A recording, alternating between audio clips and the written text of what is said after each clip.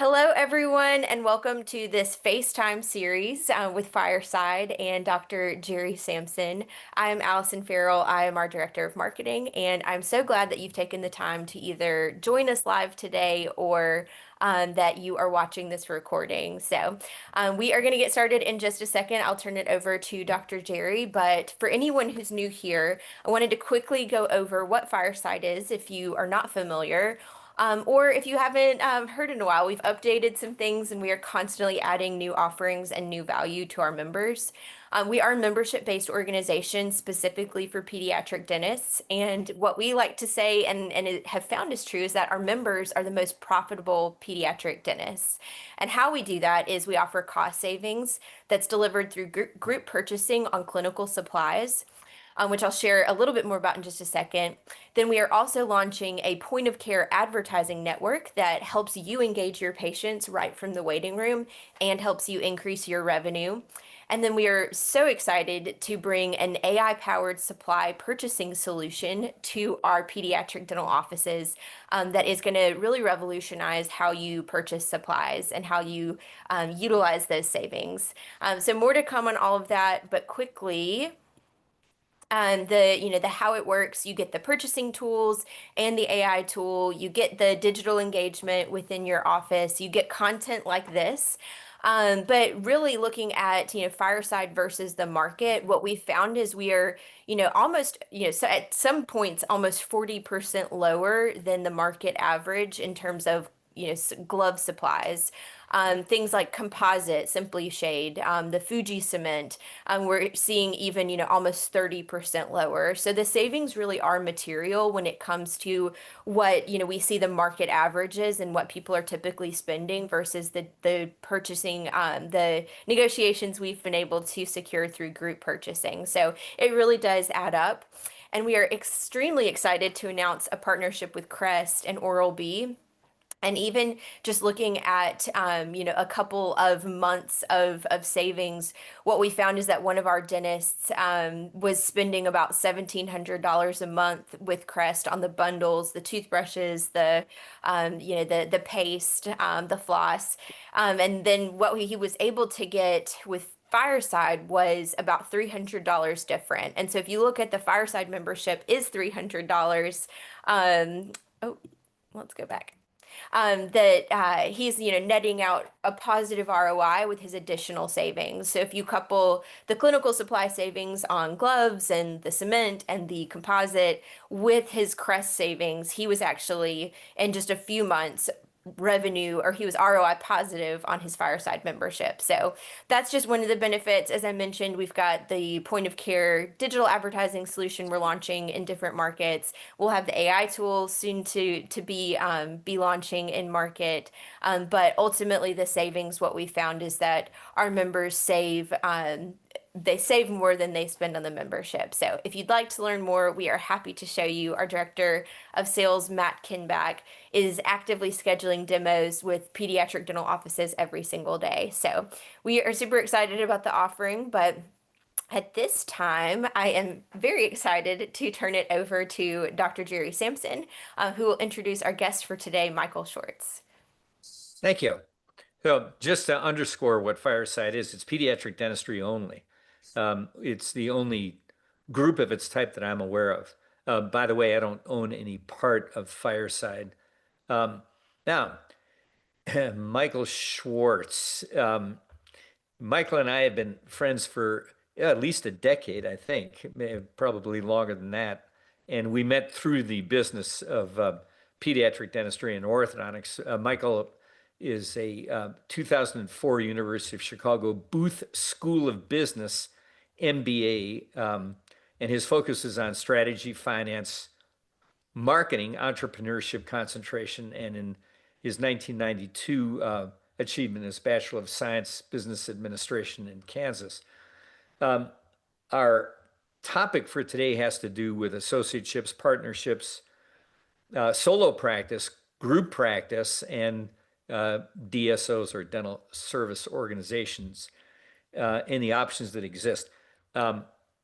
Michael, before we actually launch into that, you've been in the dental space, as it's called, for basically 20 years, isn't that right? Right. Yeah, I think I first got in 2008. So we're getting closer to 20 years, 17, 18 years. Yeah. So bear in mind, Michael is a business person, and as he is acutely aware, and all of you are aware, with only a few exceptions on the other side of the screen, we don't achieve anything in business or entrepreneurship in dental school, which is a huge disadvantage. And some of the information that you do get is very biased. Um, what is your since pediatric dentistry has been your focus, along with orthodontics and oral surgery to a certain degree, but Right. pediatric dentistry specifically, with what's going on in the pediatric dental specialty, uh, increases in the number of residents that are being accepted, um, the rather substantial effect, in my opinion, and of course, I'd like to hear yours, of flooding the market with dentists, with these uh, dental schools popping up basically still all the time. What do you feel the long term is for the specialty of pediatric dentistry in the long run? Yeah. Well, thank everybody. I want to thank everybody for having me. When I got into dentistry, it was a complete change of career. And I was really surprised when I first got in because as I started talking with dentists, a lot of a lot of people told me that they were in dental school or residency, they were pushed to go open their own practice. And then when I started asking about the business education during dental school, knowing that a lot of dentists um, did their undergraduate university in life science, there's some exceptions. I worked for a dentist who did an econ degree and then went to dental school. But I was really surprised that there was this push to go out and open your own office, but not even 2 hours in a 4-year dental program of what is a P&L, how do you do a budget, how do you hire people, how do you negotiate rents. So I thought there was a big disconnect. And when I first got into dental, you know, even in 2008, it was still the early innings of this consolidation and having what we now consider DSOs. A lot of times back then it was corporate dentistry. There's various names, but it was really trying to do what a lot of other industries have done when you have a fragmented industry, is kind of consolidate that, get some buying power, like we heard at the beginning of this with group purchasing. The scales were just really kind of tilted, I think, against dentists. Henry Schein, Patterson, the big suppliers had all the power, and most of the dental practices were one-off solo practices. So I think there were some good changes there. I think specifically to your question, Jerry, on when you think about pediatric dentistry and the new schools and what's going on in the market, it's a very I almost look at it this dichotomy, because there's about 200,000 dentists in the United States. That number's been pretty flat. It goes up, down 0.5%, 1%. But when you break it down into the specialties, and you have 6 specialties, all the dentists know there's 6 recognized specialties. Pediatric dentistries, from the numbers you can find, somewhere between 6,000, 7,000. So you're talking 3% of the dentist, 3 to 4% of the dentist are pediatric specialists. The first thing I had a hard time wrapping my head around when I got into this was general dentists that went to 4 years of dental school were licensed by every state to do every procedure in your mouth. They could do implants, they could do braces, they can do root canals, they can do sinus lifts, they can do everything. But an orthodontist or a pediatric dentist who did 4 years of dental school and 2 years of residency or 3 years, or even an oral surgeon that did 4 or 6 year program, like all of a sudden couldn't pull a tooth, not a pediatric dentist, but these other specialties. And so, when you look at the 200,000 dentists, about 160,000 of them are general dentists. Um, so the general dentists become your competition as a pediatric dentist right off the bat of, they can provide the services you can provide as a pediatric dentist from a regulatory standpoint. I think the dichotomy that I was talking about is there seems like there's enough dentists in the United States, 200,000, plenty of dentists. When you start breaking it down, number of dentists per capita, the numbers seem okay. But what we're finding, and this is happening all across the country in all different industries, is the concentration of those dentists, just like the concentration of doctors, are moving more to the primary and secondary cities in the States. So if you're on this call and you live in Chicago, there's probably a lot of competition. There's a lot of pediatric dentists. If I drop you in the middle of Wyoming, there might not be a pediatric dentist for 400 miles. So I think there's this, when you get to the access to care and how close are dentists, it's really broken up between rural and tertiary kind of markets and then your primary and secondary markets. So I think when you talk to business people that are running large organizations in the dental space, they are struggling to hire dentists. But when you talk to actual dentists that are in the field, they feel like there's too many dentists. So, I don't know how that situation gets solved, because that's a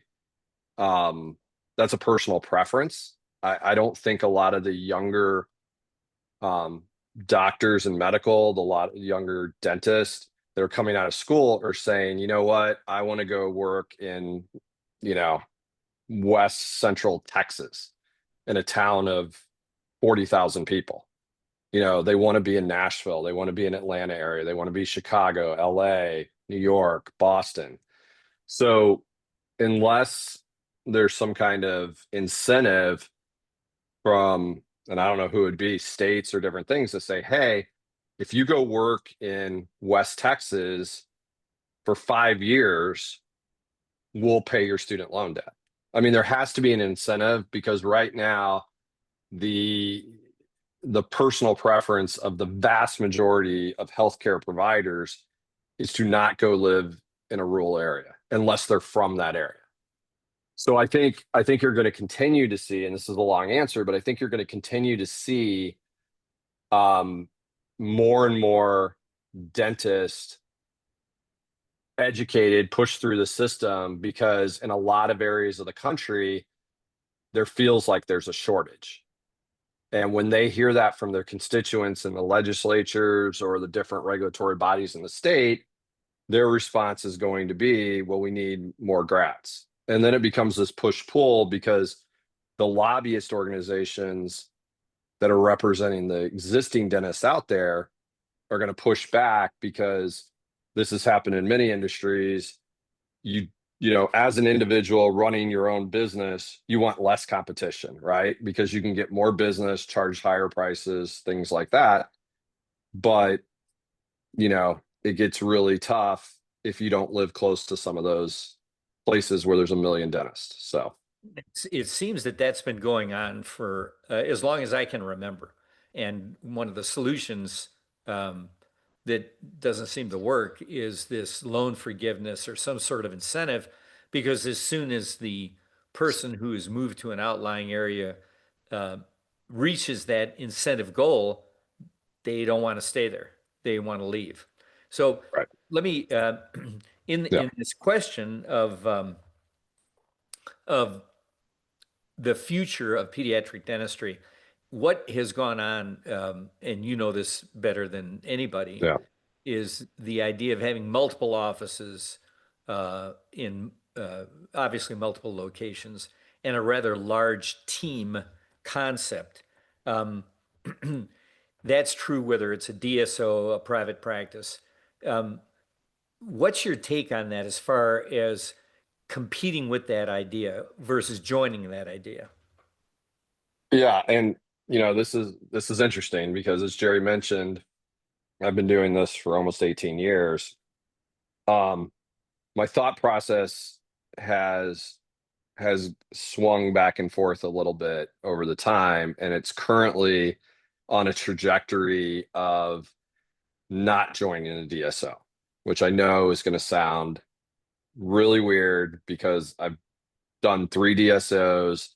I pounded the table on why DSOs are the way to go. And Well, I think, your latest DSO, you took that from 0 to it was evaluated at 2 billion. Isn't that accurate?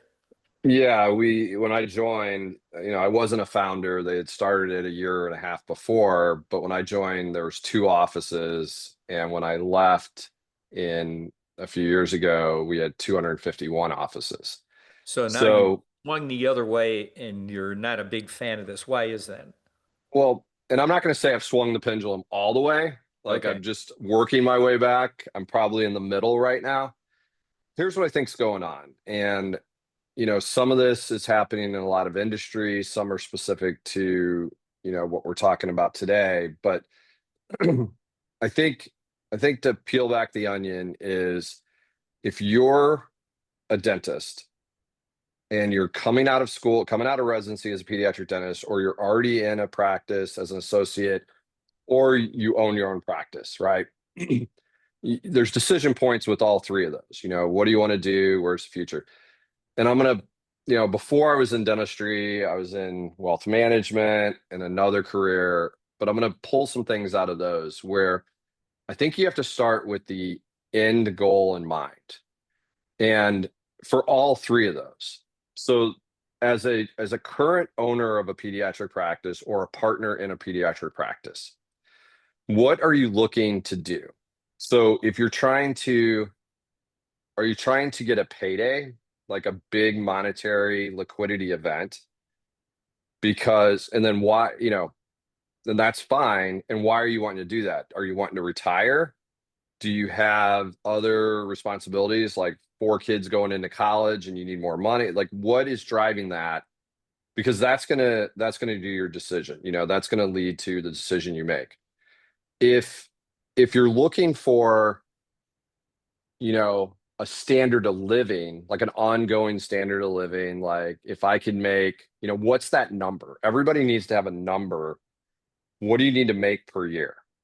Do you make $100,000 and you live in a small town and you can have everything you want? Do you live in New York City, and if you don't make 700,000, you feel like you're living paycheck to paycheck? So I think it's really about kind of dialing in that number, because that is going to impact your decisions. And then I think the last one of this is, I always go back to the word control. So there's a lot of private practices out there right now. And over the last 5 years, the buying frenzy of DSOs was really between, let's call it 2017, 16 to like 21. If you wanted to sell your practice in those times, you could have sold it for a lot of money. I think 2020, 2021, 22, that was peak valuations. But the valuations from 16 to 20 were really high also. Why didn't everybody sell? So when people think like, I want to make a lot of money, well, if they wanted to do that, they could have sold. But the only rationale of why they didn't sell was they didn't want to lose control. And then you have to try to figure out, what's that worth to me? There's a famous, I think another part of it be the greed factor. I mean, some of these people, and I mean, I know from being close friends with you, some of the offers that were being made were just insane. I mean, it was insane. just insane amount of money, and people were turning it down. And I would think, well, I would actually say to some of these docs, do you actually think you're going to get more money? And you know what they would say? Yeah. Yeah. I mean, it was Right. greed, don't you think? Well, there's some greed, but I really think it's the psychological part of control, right? Because if it was always about money, Mike Tyson had that famous quote, everybody thinks they can do something until they get the first punch, right? Or whatever he said. Yeah. But like, people would joke like, oh, I'd fight Mike Tyson for $40 million. No, you wouldn't, right? Oh, I would be a sewer cleaner. If they paid me $1 million, I'd be a sewer cleaner. No, you wouldn't. Because there's things, because once you start making a certain amount of money, most people psychologically, then that becomes their new level, right? And it's like, $1 million a year isn't enough because I want to buy 10 cars, or I want to have this, I want to have that. So you very quickly, with a money situation, most people get to, it's just a continuing, like, oh, now that I'm at $1 million, if I don't make $1.2 million, $1.5 million. So I think the people that turned it down, yes, there was a cohort of people that were like, that's not enough, I can get more.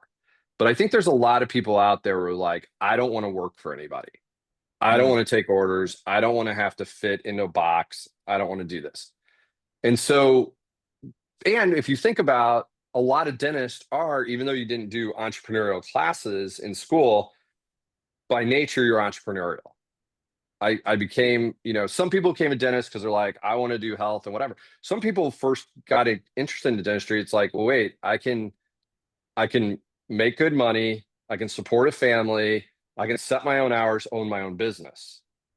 Right. And it's not the same thing as opening up a hardware store where you're competing with big boxes and all that. So I really think it does come down to control. And I think that's been the biggest challenge with the DSO industry, because when you try to consolidate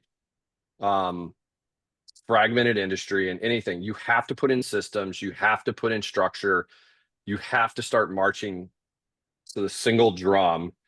And dentists, in my opinion, are very entrepreneurial, and they don't like to conform to something that a non-dentist is kind of directing, right? So what I think right now, the opportunity out there, and then let me add this, when that boom was going and all those multiples were going up and the valuations were going up, interest rates were at zero. Okay. We had this prolonged period of zero interest rates, which allowed people to pay more money for practices because they were borrowing money really, really cheap. So it's like real estate. When you think about these real estate billionaires, you hear so-and-so bought a $500 million tower in Chicago. They're not writing a check for 500 million. They leverage, can they put down 10% of the money, 20% of the money, and finance the rest? That's what the DSOs do. That's what all consolidators do in every industry. You think about it as a house. You're putting down a small down payment and you're financing the rest. Well, when interest rates were zero, you weren't paying 0% interest because the lenders have to make some money. But that went from 21 to where we are now. It went from 0% interest rate to 5.5% interest rate. And now it's come back down under 5. But then you put on the spread, the profit that the lenders are making, and all of a sudden people were paying 12%, 11%, 14% on all that money they borrow. Everybody's probably familiar with a mortgage. Think about what your mortgage payment would be if you were paying 14% on it. And that's what it was in the 1980s, by the way. But so I think that's why you've seen the slowdown and not as many DSOs are trying to buy things, because right now, they're all in a financial crisis.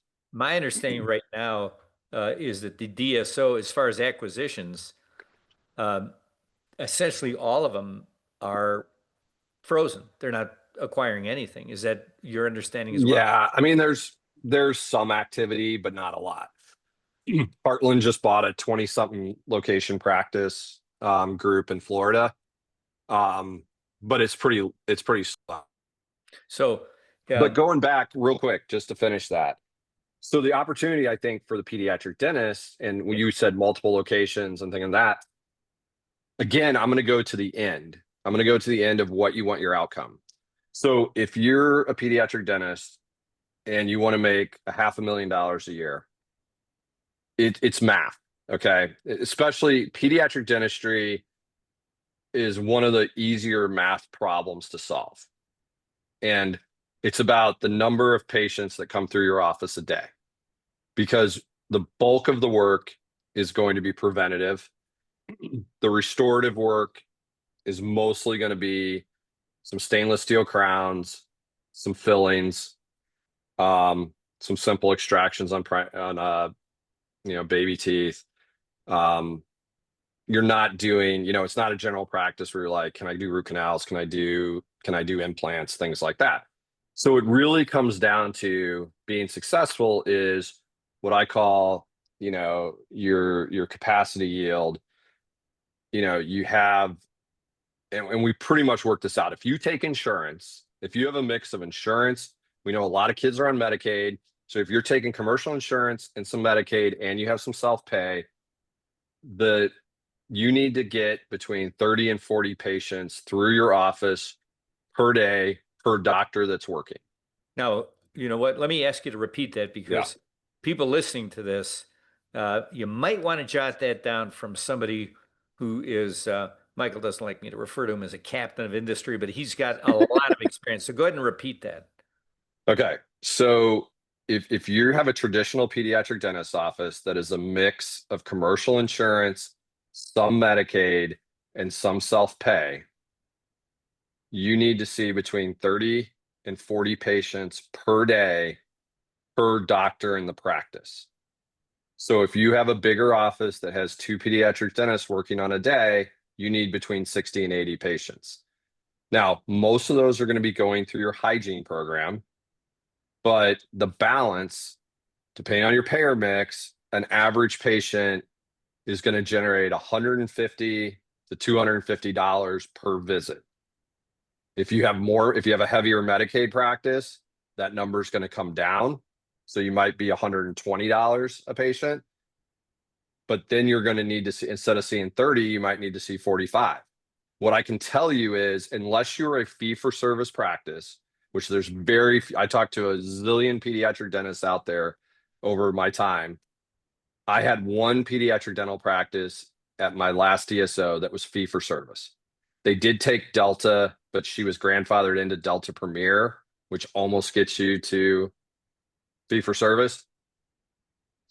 Her average ticket, I'll call it a ticket, the average price per appointment was $300 because she was getting full fees, right?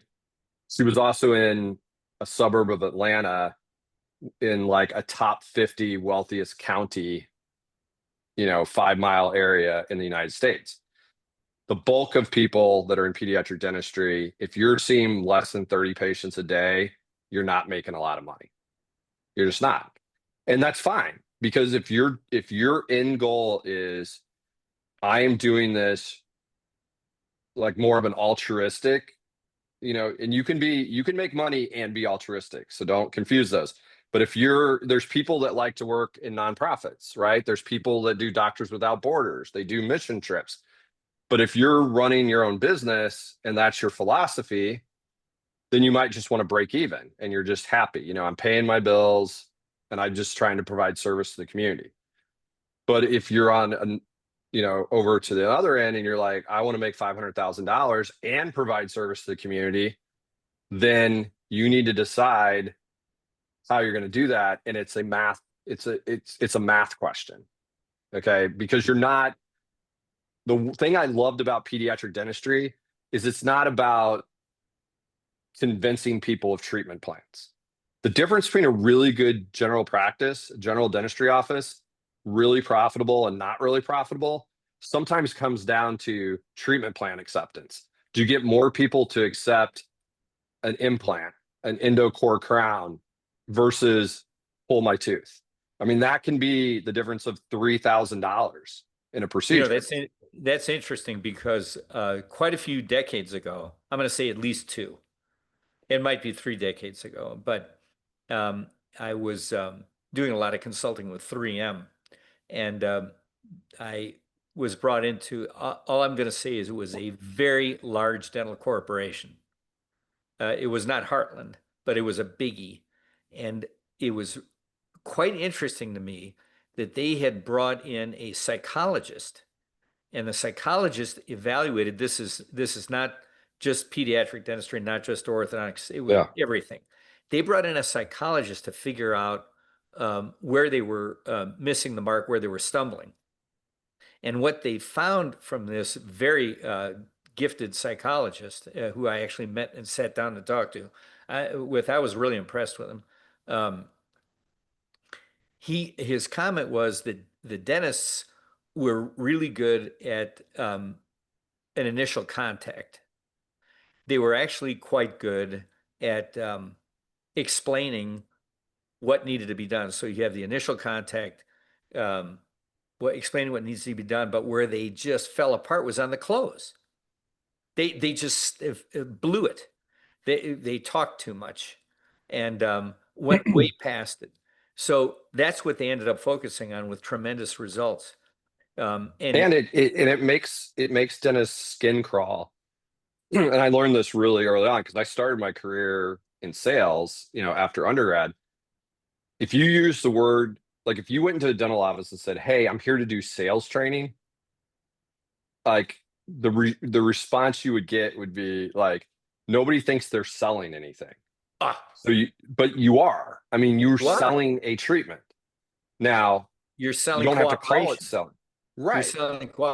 selling you're selling not getting angry when maybe you have a right to be because you were in the waiting room for an hour and a half. You're selling Right. referring your friends. Yeah, You're selling getting we're sales all is not a selling all bad the time. word. Right. Like you hear, we make things like dentists don't like the thing when everybody makes jokes. It's like, it was like getting a root canal. If you're an endodontist and you've heard every comedian in the world go, "Oh, it was like getting a root canal." Oh, like it probably bothers you. But people say like, "Oh, they're a used car salesman," right? Like Mhm. we make some connotations into sales that's negative, but at the end of the day, you are selling something. Yeah, Now, my comment is we're all selling all the time. right. All the So we time. used to call it's needs-based selling. You're explaining the need to the patient. You're not forcing them to do anything. You're Right. explaining the need. And then one thing you can do, which I think all good dentists do, is that the patient says, "Well, what would you do?" back to them. You don't hammer them on a hard close like Glenn Gary, Glenn Ross, and Alec Baldwin. You say, "Well, if it was my son, if it was my sister's son, I think I would do, what I would suggest to them is this." So you're not, and it's a way you're selling, but it's not an aggressive sell. You're being honest. But this is the beauty of pediatric dentistry. Very rarely do you have a bunch of choices for the patient. So that's why I loved it. Like your treatment plan acceptance in pediatric dentistry is like probably 95%. Because what parent's going to sit there and you say, "Oh, your kid's got all this decay and they're going to lose all their teeth on the lower right quadrant and it could affect their permanent teeth," right? Because you have to educate because there's a lot of people out there we all know that think baby teeth don't matter. You So do. this is what happens. And every parent would be like, "Of course I'm going to do that." But when you have those questions to an adult that's 50 years old and you're like, "Hey, a root canal is going to be 3,000. We could pull the tooth and it's your second molar." People make those decisions on money. They don't usually make the decision on money on their kids because you will sacrifice a lot of things for your kids until it gets to, "Oh, look, I got my reactions on, which I can't turn them off. And it happens. Sometimes I do this, sometimes you do this and you get a heart. It's just crazy." So, it's really funny if I'm ranting about something and I do something with my hands and then the hearts come up while I'm yelling about something. Anyway, Let me so ask you. that's I your want to ask math you. is math, math, math. Yeah, well, that is a logical way to go through this. Um, Everybody in pediatric dentistry, the most sought after residents, as far as I can see, are pediatric dentists. There seems to be quite a few orthodontists out there looking for jobs, which I can tell by you're nodding your head, and there's hearts Yeah. coming from your head as you're nodding. It's incredible. Because what would you say is the most attractive way to approach, or what's the best way to attract an associate into a pediatric dental office? What would you say that is? Yeah, I think I agree with 100% with what you said.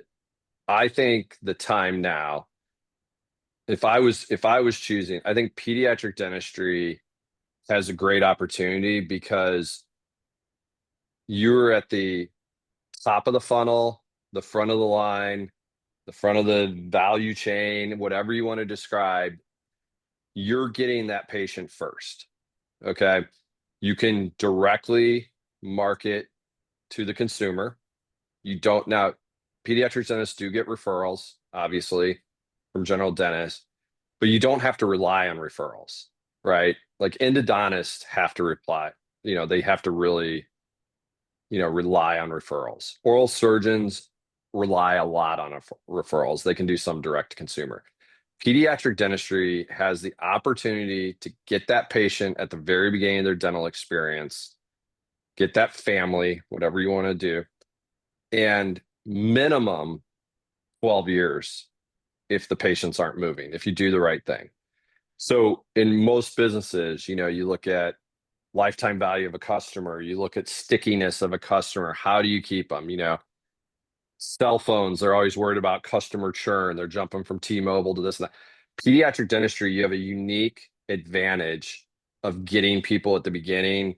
And if you do the right thing with the family, they're not going to leave unless they move out of town. So it does come down to, if you're an existing practice owner, recruiting. And I think, again, you're doing your needs-based selling to an associate, not to a patient. So when you start talking with that associate, so some things you can't control, right? If you own your practice and you are in Wichita Falls, Texas, I'm sure it's a great town. Haven't been there. I know they get a lot of tornadoes. I grew up in Topeka, Kansas, but if somebody doesn't want to move to northern Texas, you can't do anything about it, right?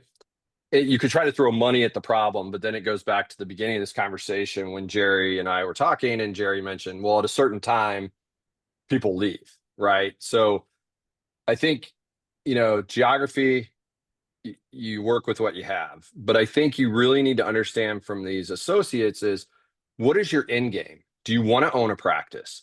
Is it about, a lot of dentists that I interviewed as associates automatically assumed if you were a partner or you own the practice that you made more money. Yes, So this is one of my key questions. Is right. it always a good idea to become a partner? Go ahead, No, keep going. No. So I sat my first dental job, we had 15 associate doctors. I had 2 owners, doctors of the practice. And I did this meeting and I said, who in this room makes the most money yearly? Who takes home the most money? And they all said the 2 owners. And I said, no. I said, it's one of you in here. You're an associate. You're doing 2 million plus of production. You're getting 30% of collections. You're making like $500,000-$600,000. I said, the 2 owners have to pay everybody first. As an owner, you get paid last. So you have to remember that. You get paid last, even if you're taking a draw out of the practice. Because here's the end of the day. You have to pay your staff. You have to pay your rent. You have to pay your utilities. You have to pay Shiner Patterson. You have all these expenses. If you're taking a $10,000 draw out of the practice at the first of the month, if you get to the end of the month and you have bills due and you only have $5,000 left, where's the other $5,000 coming from? It's going to be coming from your personal checking account back into the business. So that's a timing issue. When you're taking money out, you can't pay yourself money that's not there.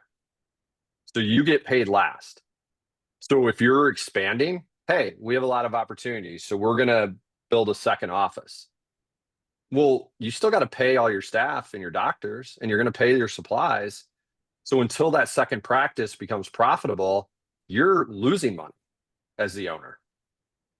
So I think you need to understand, does that associate, is this a lifestyle choice? Is it a certain dollar amount they want to make? Or do they really want to be a business owner? And more times than not, when you talk to people, they cannot articulate why they want to be an owner. They can't. There's this assumption that you're going to make more money. And that's not true. So I think therefore, one of the things I think what you said is a key factor in attracting a new hire or to a pediatric dental business.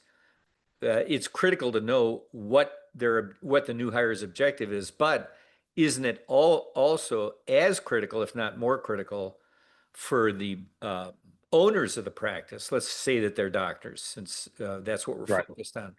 Um, what, why do they want another associate? Why do they want an associate at all? And again, correct me if you feel differently, which I know you will. Um, if some hearts just came out of your head. What? Yeah, yeah, yeah. It's now. There you go. Yeah, they come out of your nose. I'm not sure what I that means. know it's not Yeah, good. yeah. So, um, what I've always told the residents at the programs I go to, you need to ask, why is it that you would like to have another associate or an associate at all? What is your objective? And what my thought is, or my thoughts are, is if the owner of the practice is saying, well, I'd like more time out. I really want more quality time out. But it's just it would be a dumb business decision for me to leave and not have somebody here to cover the overhead. Now, of course, the owner has a right to make some money. Now, what do you think that number is to be reasonable based on what I just said? Well, I think you have to look at the specifics, because if I'm an associate and I ask that question and the owner doctor says, I want to take more time off, right? I want to do Right. some stuff. I've worked really hard. Unfortunately, in a lot of those situations, they've tried to maintain the same dollar amount that they've been making when they were doing all the production. So then, I remember early on when I met you and we talked about the associate to owner kind of transition in the old days of, like, you hired an associate 2 years before you wanted to retire, Yeah. and then you would walk out, and I think your notes were something like 60 to 60% or so failed, 62, Yeah. something like that. Because something changes, the stock market goes down, this or that, and then the senior person doesn't want to leave in 2 years.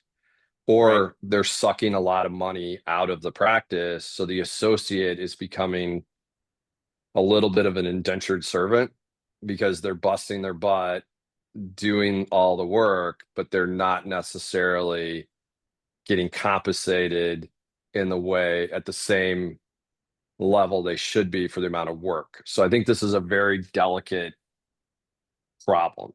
So I personally think the fairest way to do this is everybody in the practice gets paid based on their production, right? And what they're producing now, I think you can only pay on collections. So let me say that, like, production is gross production is a fictitious number, right? Because I can't pay the utility company on production. I can only pay them a cash I have in the bank.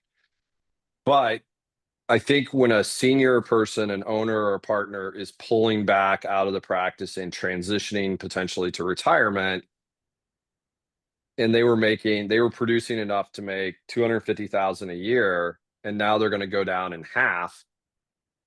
So now their production would make $125,000 a year. You can't keep paying them 250. It's just not right, because you're sucking that other 125 from other people in the practice. So I think first thing you need to do is pay people for what they're doing as doctors. Then the profit distribution, that's fine. The profit distribution's fine. If there's two owners and they're 50-50, then whatever's left over, they get 50-50. Now, if one guy's working 100 days a year and the other 50-50 partners working 200, you're going to start getting some friction at some point. Yeah, But we saw that. and you see that all the time, but this is why you have to put together communication, right? What's the main problem in every business, no matter what industry or whatever? It's staffing, communications are the two big things, and then sometimes technology. But they have to have an understanding. If you tell your partner, if you're in a 2 doc practice and you tell your partner or you tell your associate, this is my transition plan, and I'm going to go from 5 days a week for 3 months to 4 days to 3 days to 2 days to out. And that period's going to be from January 1st of 26 to December 31st of 27. You have to honor that commitment. Or you have to come back if something macro, big change, you get divorced, there's an illness or something and you can't afford to leave. You need to come back and have that conversation with your partner, your associates or whatever, and say, this happened, and you have to come to the table to renegotiate. You can't wait to the 11th hour and say, well, I decide I'm not going to leave for another 6 months and I want to keep getting paid this. Because if everybody has the set of facts, partnerships are partnerships. Like I could go invest. If I gave somebody on this call and said, I'm going to be your silent partner and I'm going to own 40% of your practice, which I know regulatory can't do, but just pretend with me. Like I'm still, I'm still have the rights to 40% of the profit. It doesn't matter if I'm working or not working, right? That's the American capital structure, the capital table, whatever. Now, depending on your legal structure, you can set it up where if you're 50-50 partners, but one person's working 200 days and one person's working 100 days, you can set up the profit distributions differently. So you're not each taking 50-50 of the profits, but on a sale, you would get 50-50. Now, if you're set up as an S Corp, you can't do that. An S Corp, whatever the equity percentage is what the distribution has to be. Let me ask you, yeah. let me jump in and ask a question that's quite practical because being a good friend of mine, you're aware that when it comes to finance and that type of thing, I'm kind of a one-celled animal. I don't really pretend to have any talent with that, but you do. So if people listening to this are interested in contacting you for advice, you do consulting, don't you? Isn't that right? Correct. Yeah, I do consulting all the time. I can help with most things in the dental space, operations, have some resources to help with finding, providers. I do a lot of stuff around if you're thinking about selling or doing partnerships, things like that. I'm not an attorney, so you would still need an attorney to draw that stuff up, but I've seen a lot of good deals and bad deals, and I have a good pulse on the market of what's going on out there. Just to throw it in right now, it doesn't necessarily segue into this perfectly, but when we were talking about that, the high point in valuations, leading up to 2022, if you were a large pediatric dentist, so let's say your practice or your multi-practices were doing $4 or $5+ million in revenue, and you're approaching $1 million in profit, you could have sold that for 8-9 times your profit. Fast forward to today, I think an average, so DSOs buy it off of profit. It's called EBITDA. Don't worry about that, but profit. So let's just use regular numbers. $1 million of profit, you could get a minimum of like 7.5 times that, 7.5 million, all the way up to maybe 10 or 11 million. If you were a smaller practice, let's say 250,000, you were getting 7, still getting 7, maybe 8. Today, a sub $300,000 profit practice is probably getting 4.5. So we call that the reversion to the mean. For decades, dentists used to sell to other dentists for a percentage of the last year's revenue. That's and right. It was around 60 to 80%. That we are reverting quickly back to those numbers. So there was a period where people were selling for 1 time sales, 2 times revenue, even 3 times revenue. It's crazy.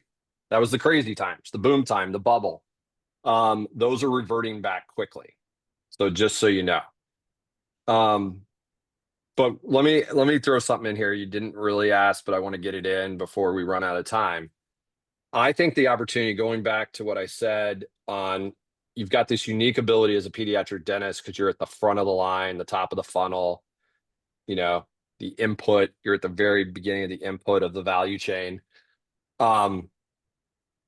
It's about expanding your services and keeping that patient under your four walls, inside your four walls, under the roof. And all you have to do, dentistry is 15 to 20 years behind medicine. Medicine and dentistry is probably way behind retail and some other industries. But think about the first time in your town where you saw Walmart bring in groceries, or the first time you saw Target carve out a little section for groceries. And then, it was like, okay, it's like Ritz crackers, this and that. Now you go into Target and you can buy lettuce and bananas and oranges, like they have produce, right? There was a couple companies, if you're in the Pacific Northwest, Fred Meyer did that from a very beginning. If you're in Western Michigan, Meyer, no relation, spelled different. They were a grocery store and discount chain. But now when you walk into a place, you expect that you can buy, and a lot of times you expect you can buy groceries and other stuff. You're not just going to the market. If I'm a parent and I come into a pediatric dentist office and I've had my kid there since they were 1, and now they're 7, and you should all be doing and figuring out how to do some ortho and ortho checks at 7. I'm comfortable with you. I might have both parents might have jobs. They can't spend their time going to 4 different dental offices every day. Why can't I just do my orthodontics here? My child loves you. My child loves the staff. We love coming here. We trust you.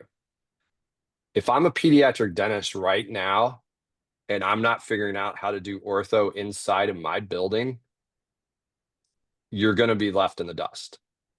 And I think you can accomplish that 3 ways, actually. You can go to courses. Gerry taught these courses, teaches them, taught them. You can learn how to do brackets and wires. There's also other companies that have popped up, which I'll call it virtual orthodontics, right? You're outsourcing your orthodontics, but you're doing it in your 4 walls. So they can send you trays with brackets. So train you very quickly to do wires, train your staff how to do wires. It's indirect bonding. You pop in the tray, pop the tray off, the bracket's replaced, right? And that's being done by an orthodontist who's treatment planned it and everything. Or you could do a big aligner business. There's a ton of aligner companies now. 80+%, I'm not an orthodontist, but I'll say 80+% of cases can probably be done with aligners. There may be some disagreements there, but to let your patients walk out the door and go down the street, even if it's a buddy of yours, I'm sorry, that is a one-way referral chain. And I think that's where pediatric dentists financially have been taken advantage of in the system for years. Because when you look at the referral chain, they are a big referral to a lot of people. And an orthodontist very rarely is referring back to a pediatric dentist. An oral surgeon's very rarely, because they're getting them from a provider. So you're not going to send them to another provider. So, and you can't split revenue, right? It's illegal. Like the orthodontist can't say, oh, I'll give you $1,000 for every kid you send over. Illegal. So you need to bring that into your practice. You need to learn how to do it or hire an orthodontist. And Gerry mentioned, there's a ton of orthodontists out there looking for work. You could hire one into your office. The biggest problem that I've seen with bringing an orthodontist into a pediatric dental practice, and I've seen this somewhat consistently, is here's one issue. One issue is that orthodontists are not taught to deal what is most appropriately called age-appropriate orthodontics. Because in residency, very few programs, Peter Nahn's program in West Virginia may be the only one I'm actually aware of that teaches and has the residents understand the logic and the appropriateness of primary and mixed dentition orthodontic treatment. So that's a rub, because uh, typically what I see with orthodontists is they feel if they were not taught it in school, and this is typical, in my opinion, then I don't want to do it. Another thing is orthodontists are really not taught to deal with children. It's teenagers and adults. That's another issue. Um, the other kind of glaring thing that comes up is if the orthodontist turns out to not be happy in this pediatric dental practice and they start squawking about leaving, Right. the pediatric dentist is the one who's going to look real bad when they leave. Now, who's going to treat those patients? So Right. it really is. What do you think about those comments? Yeah, that would be my least of my options, is to actually hire an orthodontist to come in. I think with the technology that's out there today, and this is to take nothing away from orthodontists that did 3 years of residencies and learned how to trace cephs and had to do the physics calculations and all that. We talk about AI, we talk about all this stuff in all parts of our life. The technology's there that you don't, in 80+% of the cases, I would say the computer will treatment plan it. Well, I mean, I don't want to make it seem blasé. I'm not trying to take anything away, but like there's a lot of people doing Invisalign and Spark and all that stuff that are not tracing cephs. They don't understand tooth movement, force, pressure, pull, and all that, and they get pretty good outcomes, right? Because the technology is compensating for that. yeah, And if you, it's a very thought-provoking, if not ethical battle of Invisalign does not require any diagnosis. None. right, Just right, their diagnosis is send the scan. Here's what you need to do. right, But I, what I want to finish up, and I want to yeah, have Michael have any closing comments. But my finishing comment is this: there are general dentists that are doing good dentistry for children. They're doing pediatric dentistry and they're doing fine. yeah, But they also know when they should refer. They also know this is not a case that is not only in the child's best interest, but it's not in my best interest. In orthodontics, it's the same thing. If you're a pediatric dentist, you do find out, I think it's pretty straightforward. If you look in a child's mouth and you think, whoa, this is like a malocclusion from outer space. I mean, you've seen enough kids to know this really looks pretty far off. That's a tough case. If and you you look refer in that out. there, yeah, you don't want to mess with that. By the same token, if you think, well, this is not, I don't see this as there's no like occlusal asymmetry, there's no cant to the occlusal plane. The parents have reasonable expectations. I already know them. They're reasonable people. Okay. And find an orthodontist to work with Yeah, that will discuss these things with you. But for that orthodontist, you should be sending them good referrals. Michael, any closing comments? yeah, I 100% agree with that. And even if you just keep 50% of your ortho in-house, um, Which is probably that's, reasonable. yeah, it's found revenue. It can be your rainy day fund. It can help with different things. I think, as far as the industry, I think the industry's been in a tough spot. I think this reversion to the mean, dentistry for decades was a 1% kind of growth model, maybe 2-3% of growth. It's a very slow growing, steady industry, which is very attractive because it's fairly recession proof. I think what you've seen with the advent of a lot of DSOs, and a lot of expansion of opportunities for patients to go more places, the pie is getting cut in thinner slices. Okay. So if you see your office and you're like, we were flat or we were down 2%, I don't think the dental spend in your metro area was down 2%. I think it just got sliced to more people, right? If you're an orthodontist, the GPs have taken some of that. For a few years, potentially the direct to consumers were taking it. If you're a pediatric dentist, more and more GPs might be doing stuff. It's not a macro issue of spend going down. It's slicing it up in thinner slices. So as you think about your business going forward, I think things like Firefly, where the group purchasing, that's a big thing, because one of the things the DSOs have. Yeah. Fireside. Fireside. Did I say Firefly? Oh, because Yeah. I'm looking at Fireflies. Fireside, sorry. Yeah. Firefly note taking. The fireballs. Go ahead. Yes. Fire. GPOs are really good because that's where the DSOs have a huge advantage over all the private practices. Is we can negotiate better deals. I think that the big thing I would put out there, and if we ever do another one of these, we can get into this, the concept that sometimes smaller is better. Yeah. Okay. So Gerry had mentioned the common path has been bigger offices, multi-offices, and all that. The complexity is not additive, it's exponential. So going from 1 to 2 offices, okay, it's not 2 times as much work, maybe it's 2.1. For a lot of you out there that have 2 offices, you're probably managing that pretty good. You go to 3, it's kind of tough. I used to use this analogy, and this is not to offend anybody. I have 2 kids. But when you have your first kid, you can play zone defense. You got 2 parents, play zone defense. The child's kind of covered. You have that second kid, now you're playing man to man. If you got if you got Stephen Curry, it's kind of harder to guard that kid. When you have 3 kids, somebody's always open.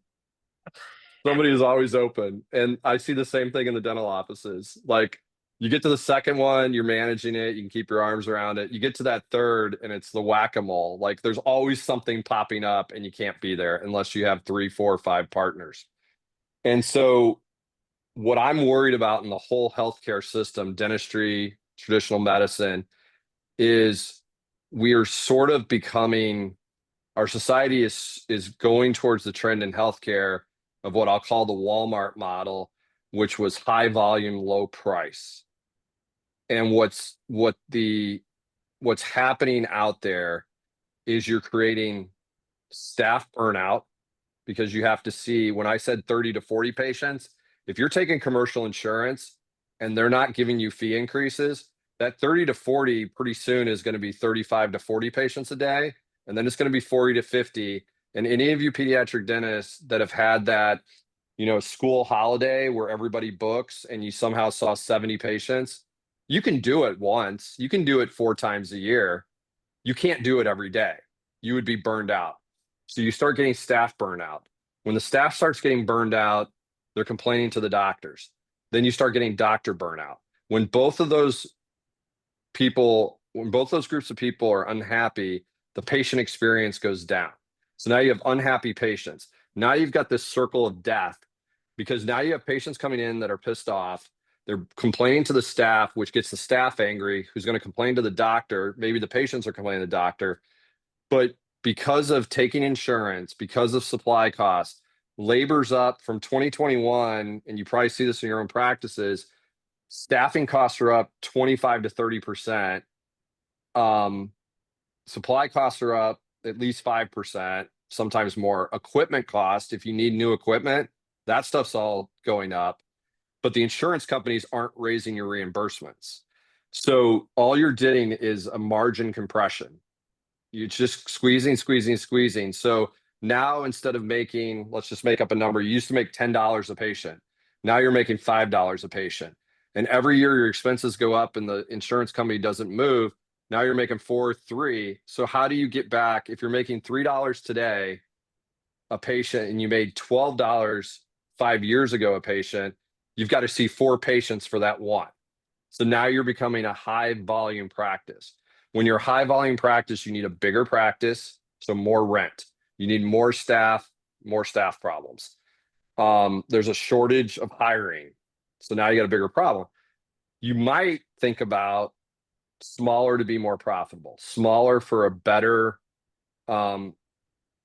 lifestyle. What if I went back to the old days and had 4 rooms or 5 rooms or whatever it was, and I only had a handful of staff and I didn't take every insurance? For a long time, I felt like it was all of our jobs to solve the access to care problem for children out there. But in my old age at 55, I am finding that this is not a problem one dentist can solve or one company can solve. This is a public policy governmental problem that needs to be addressed. And we're all here for a certain amount of time. And even if you work a long time, you're going to be a dentist for 40 years, maybe 50 years. Are you going to go through that being stressed out, bad lifestyle, unhappy staff, patients, to get to the end and be completely burnt out and said, well, I did my old college try to solve the American health crisis. It's really tough. And I think that you need to really think about, if we want to continue down this, if I have to continue to get bigger in multiple locations, the manage of that is going to go on an exponential curve. And do I have the capability to do that? Am I going to have to hire business people to do that?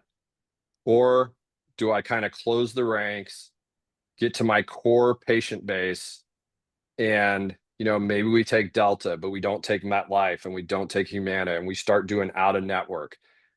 The scare tactic by the insurance companies are all your patients are going to leave. I'm willing to bet that you lose less than 20% of your patients. And the fees that you're going to collect are going to more than outweigh that 20% patients that leave. Because yeah. Let me Yeah. Before we call it a wrap, here's a question. What are your favorite, can you explain a favorite marketing technique for a saturated market situation? Yeah, I think, and I hate this. I really do. Social media marketing. I really hate it. But that's where it is. It's unfortunately, you got to think of your patient base. How old are the parents that are bringing their kids in? I mean, those people grew up. I mean, you could have a 24-year-old parent that has a kid in your practice. That 24-year-old grew up on the internet and social media. So, I think you got to put part of your budget to TikTok. I know, but TikTok, Snap, Instagram, social media stuff. Facebook is not what it used to be. The young people aren't using Facebook. So, if you were a general dentist going after 50 plus year-old patients, Facebook's fine, but not for your target market that you're looking at now. So social media spend, and then, you really have to understand what Google is doing still, how they're doing their ads. So it's not just necessarily keywords. If you can afford it, I think you need to hire an agency to do that for you, because they can keep up with all the changes in the algorithms and all that. But it's going to cost you money. But that's where you're going to get eyeballs. And then I think it's still the grassroots stuff of sponsoring, the kids' teams. There's a lot more of these indoor sports facilities now. Unfortunately, and I was a big sports kid, but these kids that are doing travel baseball, they got them even in the north. You're doing it all year round. So they're in indoor facilities. So getting banners, partnering with teams, free mouth guards. Like we used to do that all the time. Like bring your kids in for free mouth guards, and then hopefully you get sticky with some of those. Excellent. Last question. Do you think the small dentist-owned practices are going to ultimately die at the hands of DSOs, particularly now that insurance companies are owning those DSOs? Yeah. What do you think? I'm worried about I'm worried about being, quote, the last man standing, end quote. And when I want to retire, no one will want my practice because of all of the hassles of ownership and market control. What do you think of that? Yeah, I mean, that used to be one of the things we talked about a lot when I was running DSOs. We would talk to doctors about, do you want to be the last one holding the keys? I think I do think the pendulum's going to swing back a little bit, depending on what kind of practice you run. I think you're seeing this. I mentioned the how dentistry trails medicine. You're seeing the advent of more and more concierge medicine Yes, practices absolutely. now because people are so fed up with being a cog in this huge wheel. I think you're going to see that in dentistry. That's why I mentioned this a few minutes ago about smaller to be more profitable. Um, if your practice is heavy Medicaid, if your practice is heavy commercial, yeah, I mean, you might want to, if you're ready to go, you might have to go sooner than you want. You don't want to be the last person. I think you really have to work with your financial advisor because when you run your scenarios of best case, base case, and worst case, I think the worst, if I was your, when I used to do this, if I was your wealth manager, I would say, okay, here's your worst case scenario is in 3 years you retire and you just have to close your practice and you get zero for it. Do we have a financial plan that allows that? Um, I don't think anybody that's starting a practice now or is more than 10 years away from retiring should think of their practice as their retirement nest egg. I think you have to be investing and saving for retirement outside of what you think the value of the practice. There's too many things going on.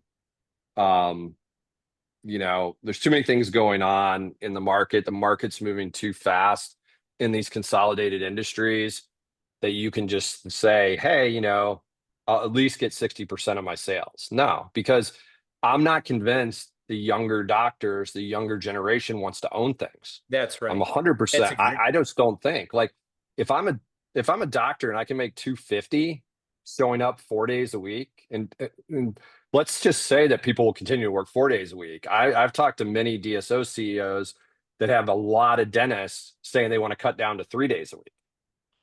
But let's say let's say people are going to work 4 days a week and they make $200,000, but if they're the owner, they're going to make 275.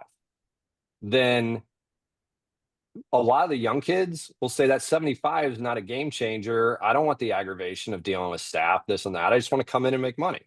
And you see that. That's why you have so many people doing like this gig economy with DoorDash and Uber Eats. It's like I do it when I want. I make a certain amount of money to get where I'm at, and then I go do what I want to do. I Yeah. think that mentality is creeping into other industries where it's like, well, I'm not going to work for 40 years for the man. It's kind of like back in the 60s and 70s. Yeah.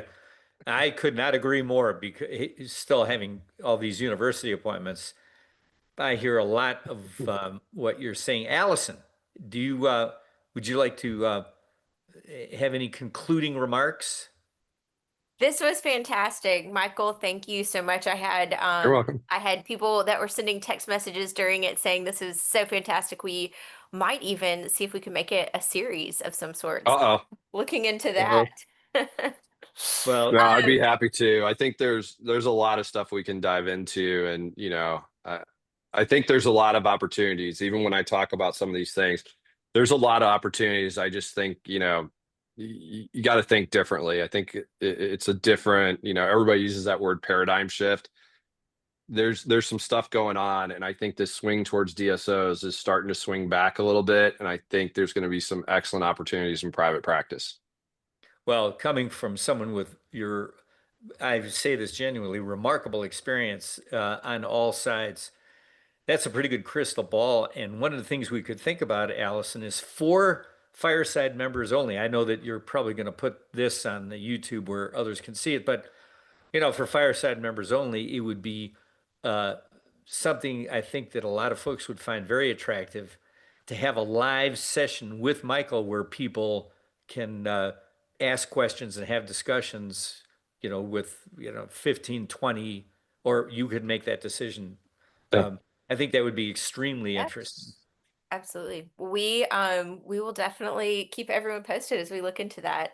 But thank you again, Michael, for joining Yeah. us today. And Thank I you, will everybody. post this recording on our YouTube channel. So if you have not followed our YouTube channel, go there. It's got all of our sessions, all of the recordings from all the past sessions. So feel free to check that out. And I did post in the chat for anyone who wants to click through the registration for next session, which is in October with Dr. Samson and then also Dr. Kevin Donnelly. So Oh, look forward he's to a that good. session. Turn Yeah. into that one. That will be a great conversation. I know both those gentlemen. Well, I know Gerry, but I know Kevin for many years, And and then, he is a very wise man. and then we have one coming up with Juan Yepes, which Oh, you just can't miss that. I mean, the guy's not just absolutely brilliant. He could have been a comedian. He really could have been. He nice. is hilarious. Nice. All Uh, right. Well, this is great. Have does a good everybody know one. how to hit the YouTube channel, Allison? Does everybody know that? Yeah, if you go to YouTube and search, Fireside Dental, but I can throw that link in there as well. Okay, great. Well, Michael, thanks very much. It's always Thank you. thank you. All right. Take care, everybody. Bye. I'll send the YouTube link in the follow-up email with this recording. But thank you all for joining in, or if you're watching the recording from YouTube, you already know how to get there. And we appreciate you as always tuning in. So, Dr. Gerry, I hope you have a fantastic weekend, and we will talk soon. I trust you will Bye, do the same. everybody. Thank you.